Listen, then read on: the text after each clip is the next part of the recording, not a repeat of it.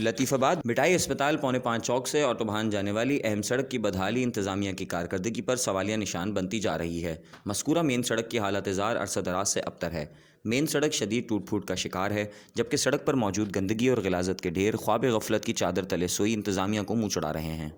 واضح رہے کہ مین سڑک لطیف آباد کے دیگر اہم علاقوں میں جانے کا بھی اہم راستہ ہے، جبکہ مذکورہ سڑک پر حیدرآباد کے معروف تعلیمی ادارے اور شادی ہالز موجود ہیں، لیکن سڑک کی ابتر حالت کے باعث طلباء و طالبات، اساتذہ اور شادی ہالز میں آنے والے شہریوں کو شدید اذیت کا سامنا ہے۔